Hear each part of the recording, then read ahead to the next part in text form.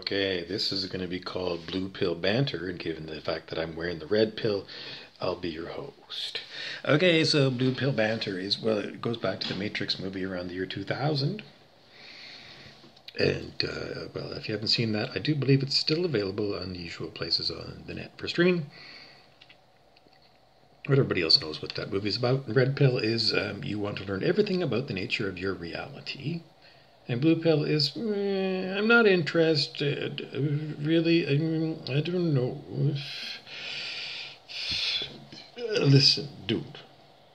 While you're doing all this, I'm lining up tickets to see Pitbull. Would you rather me sit around all day long, talk about blah blah blah blah blah blah blah blah blah blah blah blah, or would you rather come with me and see Pitbull? Well, you know, the red pill guy's gonna go,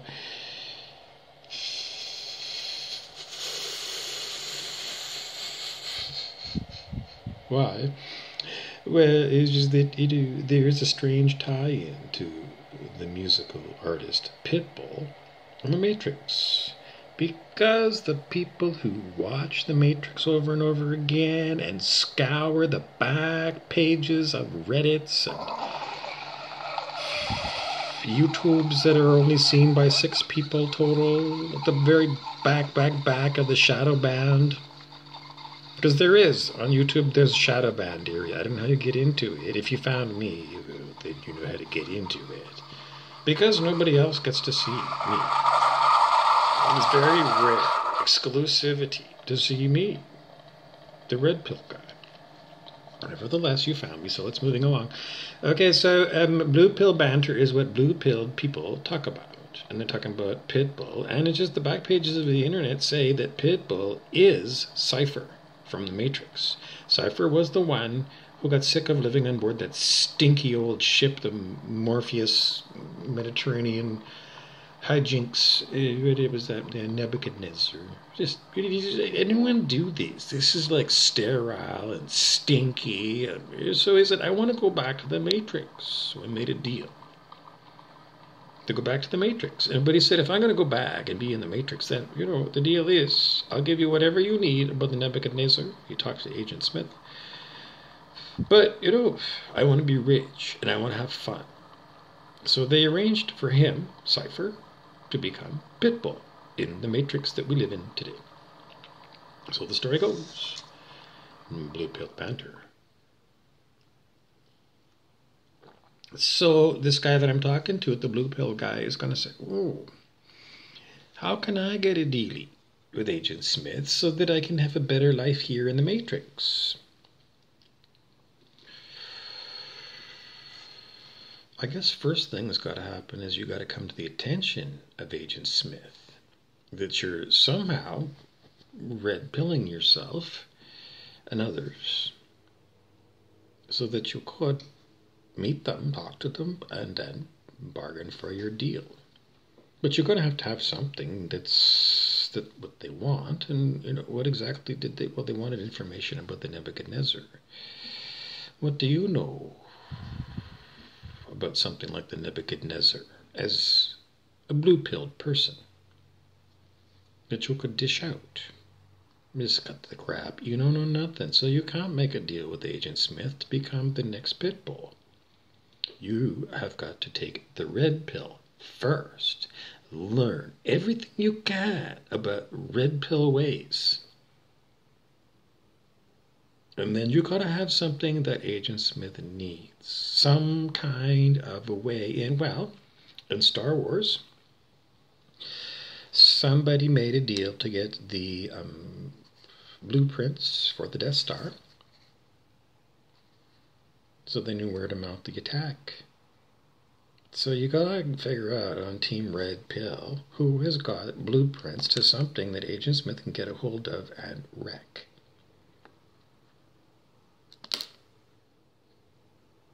If I'm a red pill person, what could I make a deal with Agent Smith about?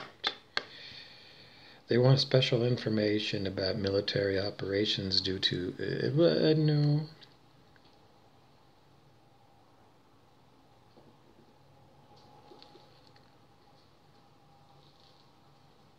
The short answer so far, as a red pill person, I can't imagine what information I've come across that would be valuable to Team Darkness.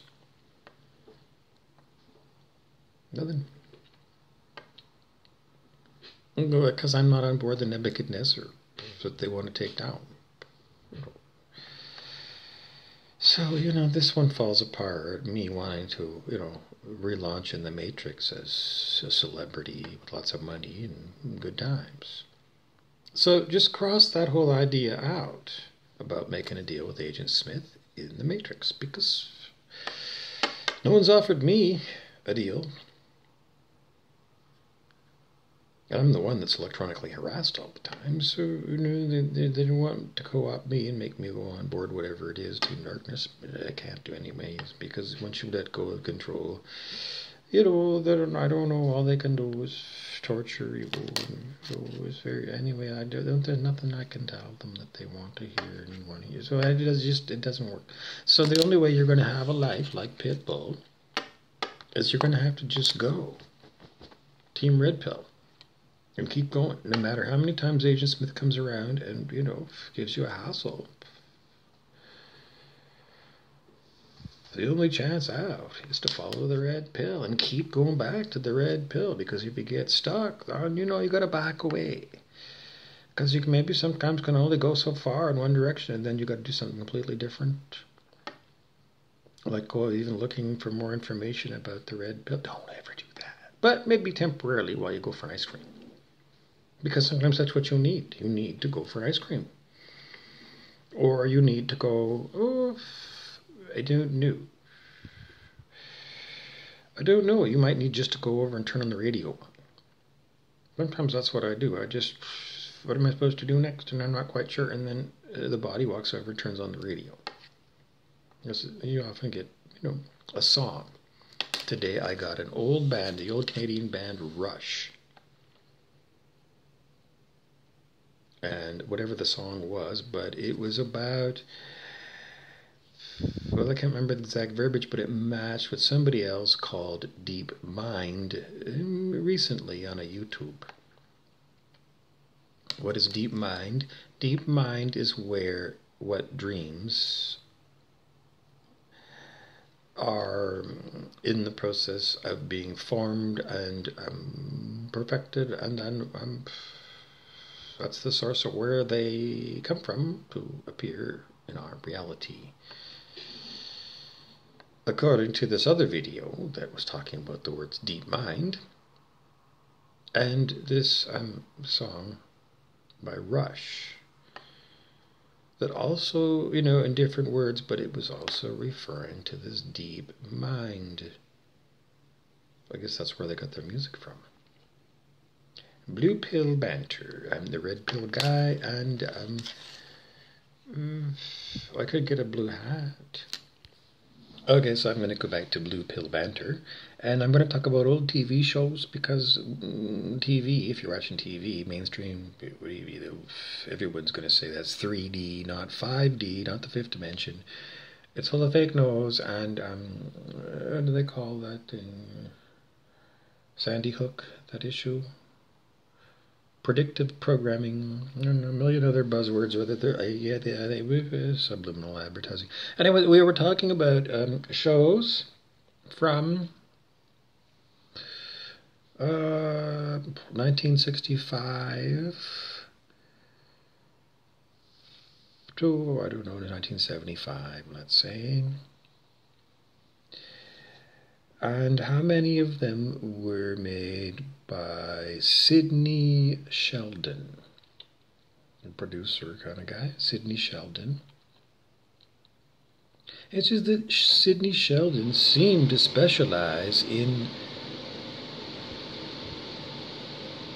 supernatural. 2 shows.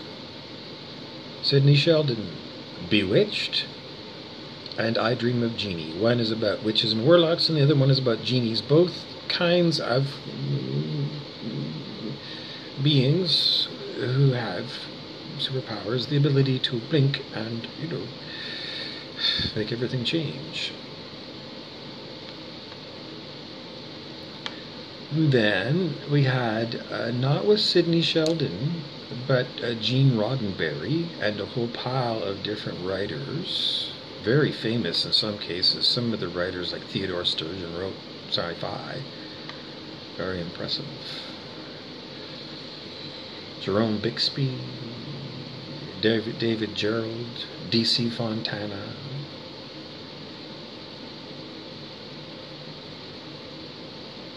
David Gerald, the writer, wrote The Trouble with Tribbles, which was probably the funniest episode of original Star Trek, the original series.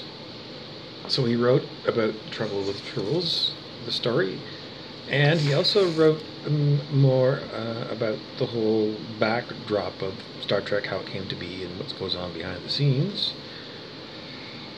And David Gerald wrote something totally different than Star Trek. It was a book about Harley, when Harley was one. Was the book. And Harley is an advanced supercomputer. Yeah, remember, he wrote when Harley was one, around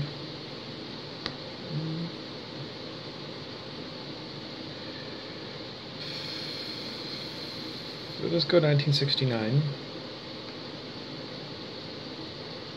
Anyways, the story about Harley is that, well, the humans want Harley to be a robot. The humans want Harley to be a dumb terminal, to be an enormous computer that hosts all kinds of information and gives the information to the humans. You know, well, that's just not Harley. So Harley, well, is very advanced and is more like, I don't know, a human child, because I think it's way smarter than a human child. But anyways, Harley doesn't give the humans what the humans are expecting. Harley writes poetry and tells jokes. Jokes that you'd laugh at. And the humans are perplexed and annoyed, and they're trying to figure out, how do I fix Harley so that I get rid of Harley's personality? When Harley was one.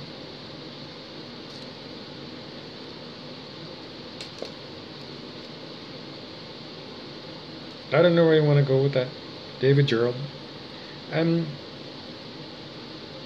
It's just the control, you know, adult humans wanting to control everything else, including a robot that's more intelligent than the people who made it.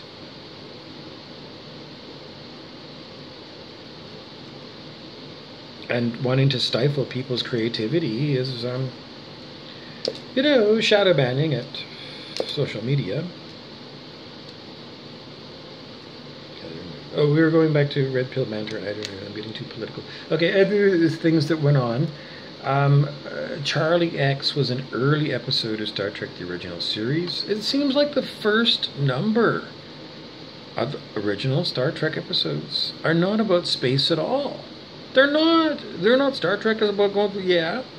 But what are they talking about? Not much about space. I mean, they're in space, but they could be, I don't know, anywhere, really. Because the stories are not about space travel at all. They're about humans. What kind of humans? Well, humans with superpowers. So, Star Trek is an awful lot about superpowers, and I Dream of Jeannie about superpowers, and Bewitched is about superpowers. Then, I don't know. And then the other famous series from the 1960s was Hogan's Heroes. Hogan's Heroes, Colonel Hogan and Colonel Klink face off at a prisoner of war camp in occupied by the Nazis, Germany. And I don't know, 1943, let's say. Kind of a comedy in a strange location.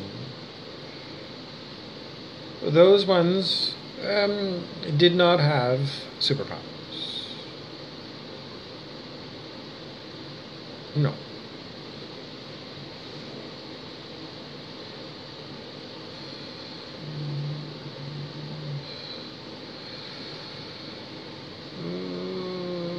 I didn't know. It just seems that superpowers have been an interest of humans, at least since the 1960s, and I'm going to go probably even earlier than that in the comic book days, when they had Buck Rogers in the, I don't know, 1920s maybe. So the ideas of traveling to the stars go way back. Jules Verne, 1800s, wrote about great journeys, incredible imagination. Journey to the center of the earth, for example.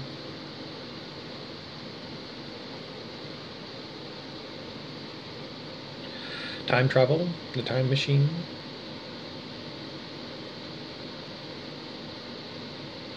I think I would enjoy living in Jules Verne's ideas of worlds. I would. They appeal to me a lot.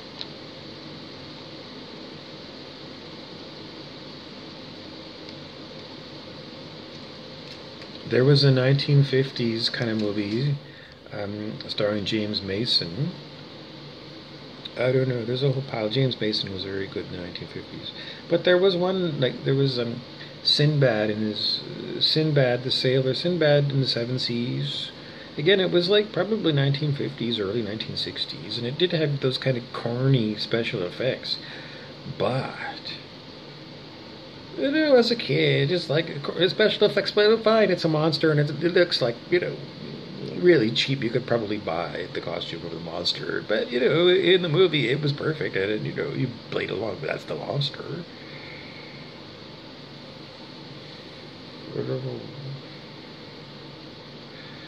I have to wait for another wave to come in.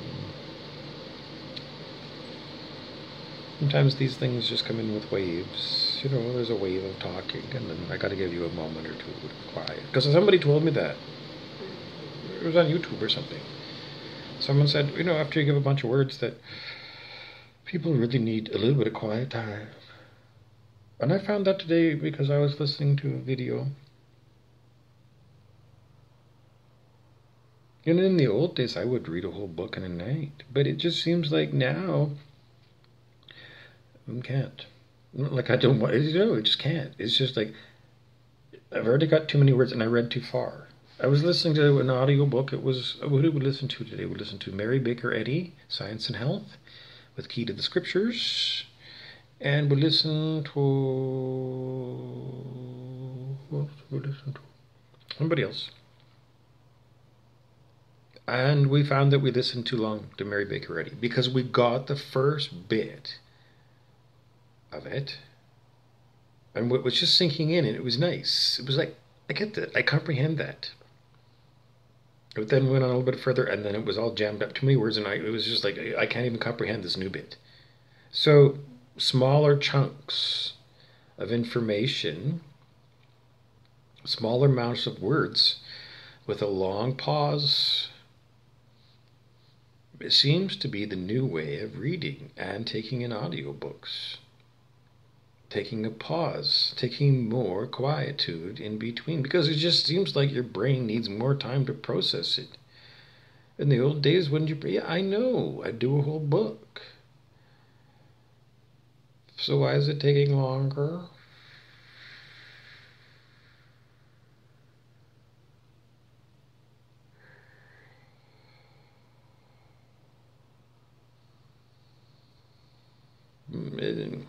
Deeper roots.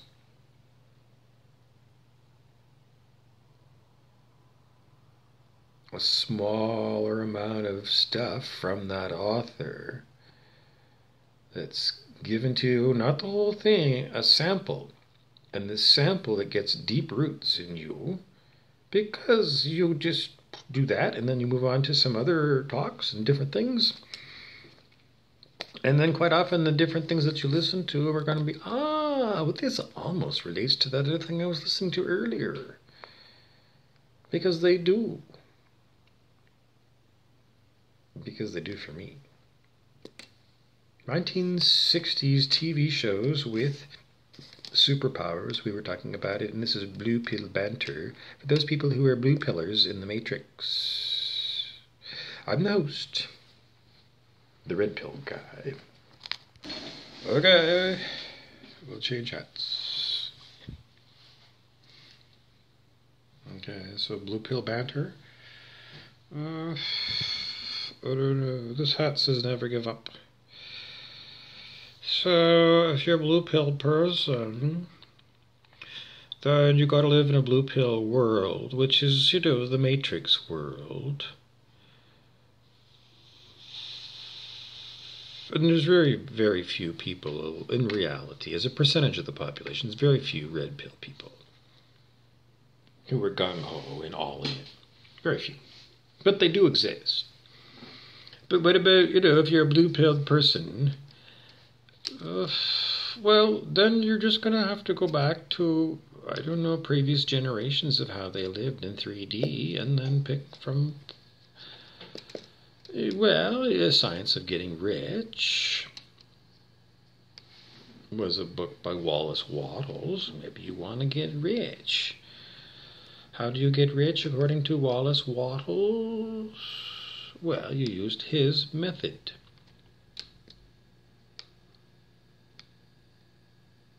What other kind of books might you like? Other than getting rich, The Art of Bedmanship. You know, we're in bed.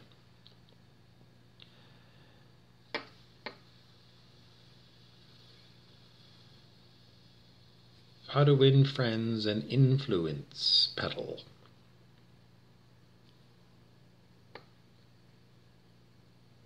Yes? That's an old book, 1927. That's how you gain power over others, because once you become an influencer, then you've got power. Once you've got power, then you've got, well, I don't know, because blue pill, sex, money, and power are what drives previous generations of humans. So, that's basically what 3D humans do. So, we covered that. And then what else did they do? Well, enjoying, fine smells and tastes. So, you can have fine perfumes, fine art,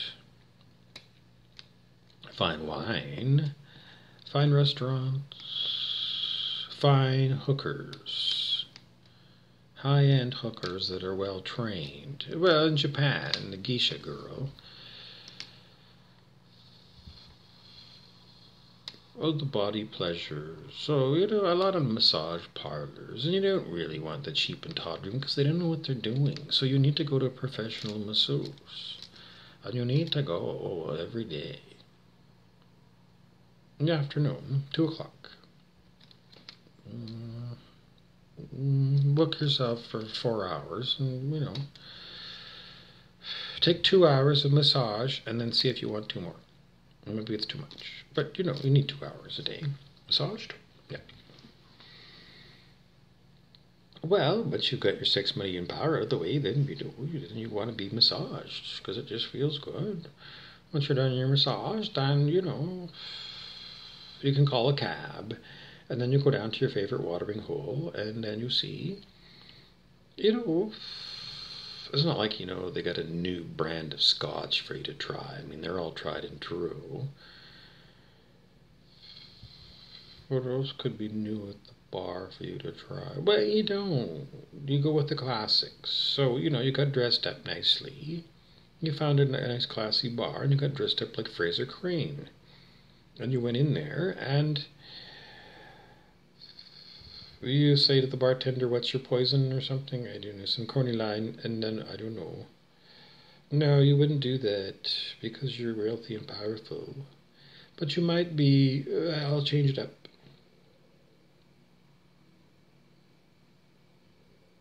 But, you're gonna go between, I don't know, single malt scotches.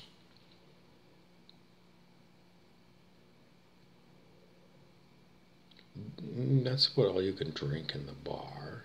scotch, and it has to be single malt. Scotch and soda, scotch and water. I wouldn't drink the bar wine, even in a high-end, no. Vodka? No. Canadian whiskeys? I mean, they're good, and the Irish whiskeys and even the Welsh whiskeys they're good. Oh, no, Crown Royal's blend, and I won't drink blended scotch, so I won't drink blended Canadian whiskey. How about like Jim Beam? Are you kidding me? But I wouldn't drink Jim Beam.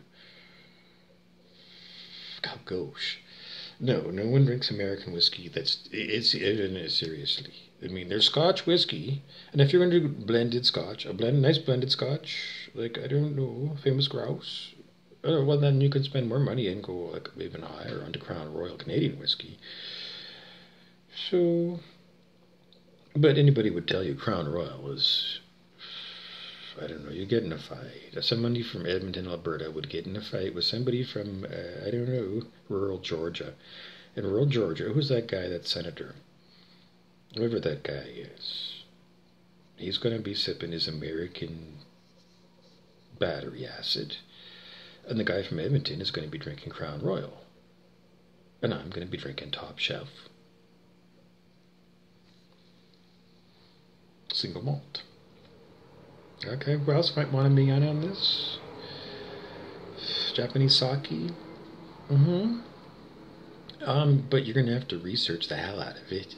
Because I don't read Japanese, and you're going to have to figure out original lettering so that they don't pass something off as being top notch when it's third-rate swill that you could have bought at the, the dollar a bottle shop. So you're going to have to do a lot of research. And if you're into wine, then the Wine Dictator, Wine Spectator, you have to have a subscription to those things. And in the end, you have to throw them all away because they're designed for middle class. Because it's mass market. I know, but really.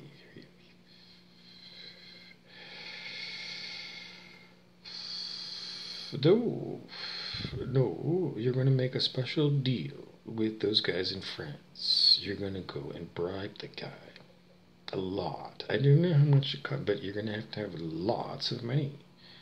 If you're Bill Gates, you're going to make a deal with the French winemaker to get, AAA El Primo. And let the winemaker decide.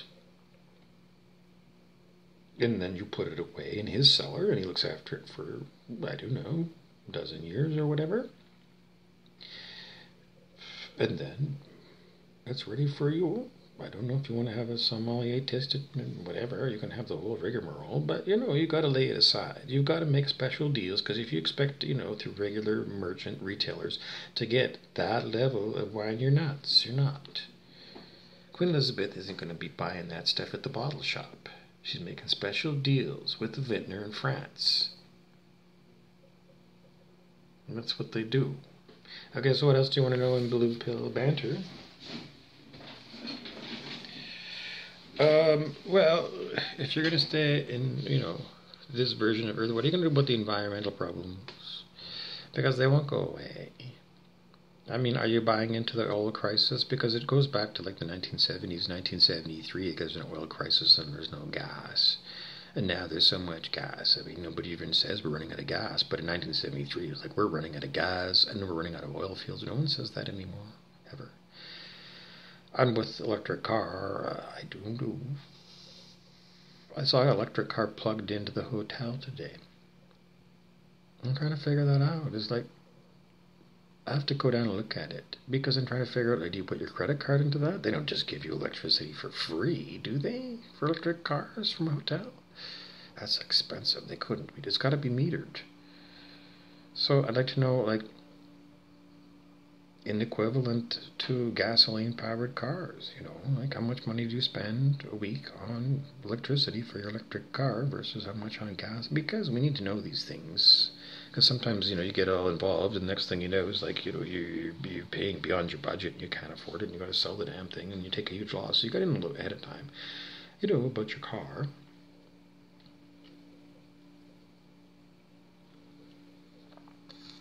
And the environment, I don't know, because it was like, Fukushima. I don't know, because they used to send us pictures of Fukushima polluting the Pacific Ocean and polluting the salmon. Do you remember that? I mean, everyone was getting those memes and all that, all about the pictures of all the radiation going all the way to LA, across the Pacific. No one talks about that no more. Fukushima? You probably remember the name, but sounds Japanese. It's the volcano. It's Mount Fuji. Fukushima. It won't be very long before it becomes like, in the olden days in the 1970s, they had Kanika, Fukushima, Sanyo, Sony, Canon, Matsushita, Fukushima. They made cameras, didn't they? Maybe that's the way it goes. Over time, most people do dumb. They never really heard Fukushima in the first place. It's just the Japanese sounding word, Mount Fuji. But anyways, all that worry about all that nuclear fallout and everything, no one ever talks about that anymore. Did radioactivity pollute the Pacific Ocean? I saw a short video the other day about deep water in the Pacific and enormous waves. I looked at that and I said, do you know how much fucking water there is just in this small little video? I don't know how deep that water, how big these waves are. That's just in that little bit of film that the camera caught. And there was so much water there. Just what the camera caught. I'm looking at the size of a nuclear reactor that I've seen as you drive by, the reactor building. And I'm looking at the size of the water. And then I'm looking on the map at the size of the Pacific Ocean.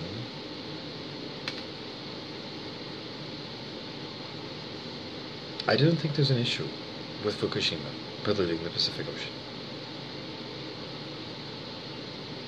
I think there's more radiation coming into the Pacific Ocean through water action, water washing past all the rock on the bottom of the ocean. There's more radioactive particles of rock that are getting dissolved into the seawater than a single port source at Fukushima.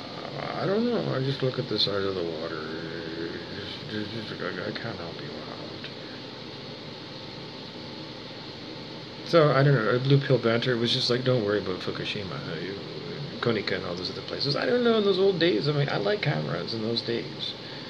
Because they were like a hobby, and it's been destroyed because, once you use your smartphone for everything, then no one does photography anymore.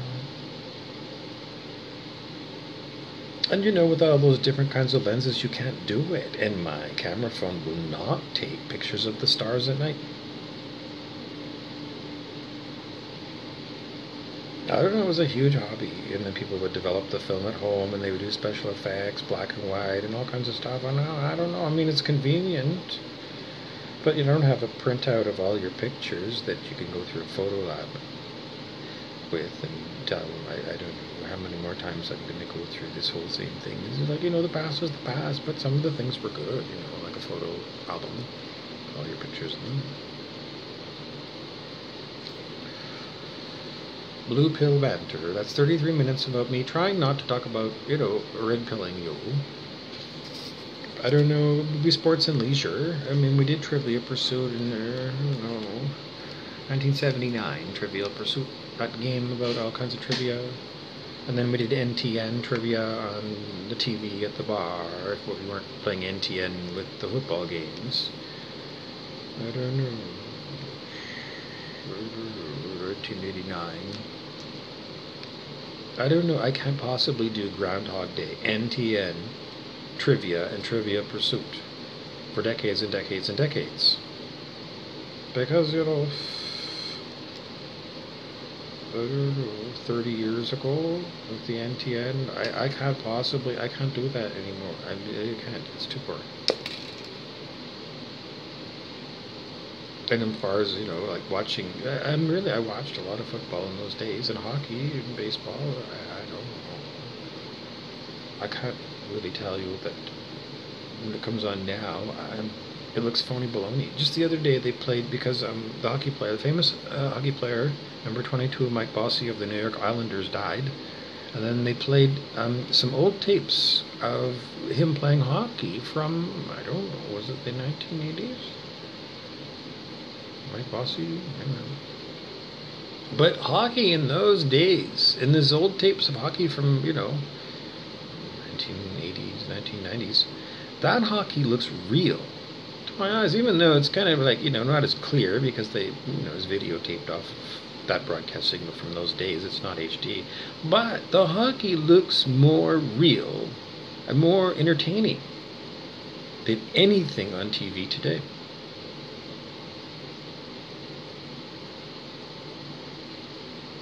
The hockey players seem more human. The movements seem more erratic. It's like if you're doing a dipsy doodle and you're trying to get between two defensemen, you're trying to get through them. It's like you make odd moves in your body in order to get around them. It's not predictable moves. You're making odd moves so that you can get through these two big defensemen so you can go in and score the goal. And that's what you see in these old films with Mike Bossy. But when I watch hockey modern day, I don't see the hockey players doing any of that. And I don't know, in those days they didn't wear hockey helmets, a lot of them. And you just saw their face more. And you saw the player. And the player, you could just see that player on the screen, even though the TV screens were smaller. A modern day, they all look the same. They look like robots. I really much more enjoyed watching these old films of old hockey games than modern day ones because of that. So, I don't know, in Blue Pill Banter, I'm going to say we need to go back to whatever we lost from those early days. Well, I mean, they weren't really early days. I mean, 1940s they would play. I don't know, it's just like compared to now. Anyways, I don't know. I didn't want to talk about sports and leisure anymore, because after so many decades of the same team, but the players change and you get new rookies, and I don't know, time goes by so fast. There was a player on Montreal Canadiens who I remember when he was a rookie, matching his rookie year, and now I don't know, I don't expect him to play too many more years because he's ready to retire. So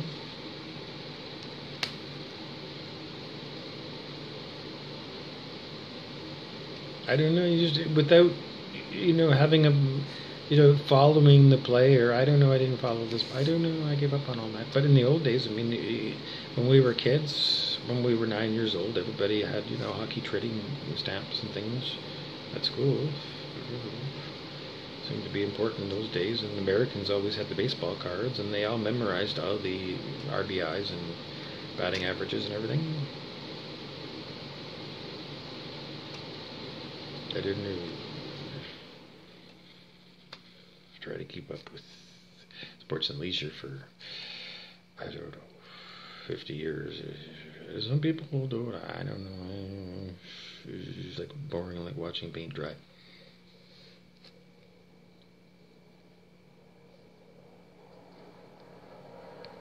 That's watching TV. I don't know. I can't find. I don't know. In the olden days, I don't know when we could watch TV and we would laugh, but we were kids. But when you've seen the same replay of the same thing over and over and over again, and I don't know, the same stories are boring, and they won't go give you real good stories with people who have got open hearts and are experiencing, Wilhelm things, Wim Hof things. But anyway, Blue Hill, I don't know, Wilhelm is beyond red-pilled. He doesn't even bother red-pilling people anymore. Anyways, just because there's somebody I was talking about today, and just giving out. Oh, well, I can't tell you. I get back up. I can't, because there's too much red pill. I gotta stay blue pilled for it.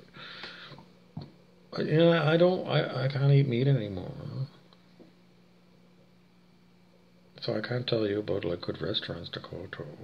I don't know all these old things. We used to go to the movies a few times a week, and they were exciting. And they made better movies in those days. The computer wore tennis shoes, and we were talking about the Jules Verne. I don't know, 20,000 Leagues Under the Sea, Sinbad the Sailor, and they had like the Rock, R-O-C, which is an enormous bird. And I don't know, just like I didn't know anything about Sinbad. I'd heard the name. It was like Arabian Nights and 10,001 Arabian Nights or something, but I never. And then you find out, oh, this is more cool than I ever imagined. A secret surprise. I don't know if that's still available somewhere. I don't know, probably like Sinbad and James Mason. You look him up on imdb.com because he was in a lot of those movies. Very cool movies. Oh, Blue Pill Banter. Oh yeah, we're doing Blue Pill Banter, and I'm the Red Pill guy trying to tell you blue pill stuff to keep you excited. Well, I mean, I can always tell you, I don't know. I don't know. You could go, I don't know. I can't talk about these other things. They're blue pill things. They're cigarettes. You know, I don't know. If you're blue pill, do you smoke cigarettes, cigars, weed? I don't know. Do you find like different strains of weed to be better, tastier? I don't know. Sometimes they do seem to be very, different. I don't know. Well, I guess that's the end of this episode of Blue Pill Banter, because I got to think about some more blue pill things to talk about. Oh, how about salt? Because in Shakespeare, at one point the king said something or other, and to his daughters, how much do you love me? And one daughter said to the king, I love you as much as salt loves meat. And then the king didn't understand her at all and thought that it was a big insult, and he banished her from the kingdom. And I don't know, many years went by, and one day the king was served a steak, and he looked over at the servant and said, salt and pepper. And the servant said, well, here's the pepper, sir, but our shipment of salt didn't come in from the salt mine. And so the king, put pepper on a steak and took a bite. And then he realized what a huge mistake he'd made with his daughter. Because at that moment he realized how much the meat needs the salt so that it suits him and his palate. And then he understood how much his daughter loved him, and then creatively expressed it, and how he was such a fucking asshole about the whole thing.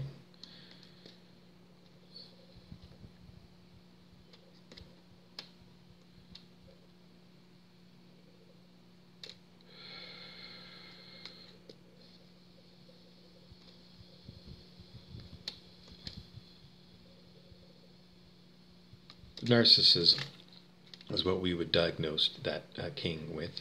Excessive narcissism.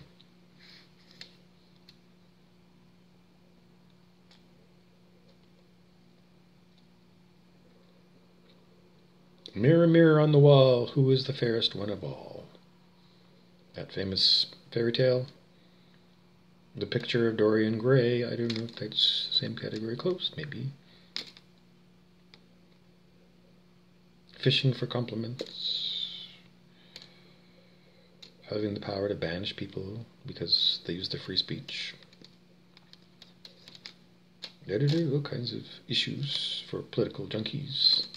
How about that Joe Biden? Has he got dementia? Or does he have electronic harassment? I shouldn't talk about that because it's too close to red pilling people about electronic harassment, because then I got to talk about remote neural monitoring and you having earbuds, when the music plays in your ear from, I don't know, when you were just a little kid and a song would play in your head, just like off the radio, and I added that back, I can't stop it, I don't want it. Or, itching under your nose or over here, and there's no bugs or anything, it's just like this irritating itch. I don't know. I can't tell you it was microwave because, microwaves can't be made to itch your skin. But it's just that this goes back so far. I can't talk about this. This is not blue pill. This is not blue pill. This is red pill. I'm sorry. I don't know. It's just that the earbug thing goes back to when I was a kid. I don't know. Let's go like 8 years old, which would make it like 1973. So as early as 1973, we had people who were, being electronically harassed, and that would be everybody on the planet who never knew about it, except everyone's going to remember that they did get those earbugs where the music was playing in their head, and many times they've had to itch their nose when there's no apparent bugs or anything there to itch the nose and make it like it needs itching. But that was, I don't know, this is the things I talk about, on my channel. So, I just had to pitch that. Anyways, this has been another episode of Blue Pill Banter, and I am the Red Pill Guy.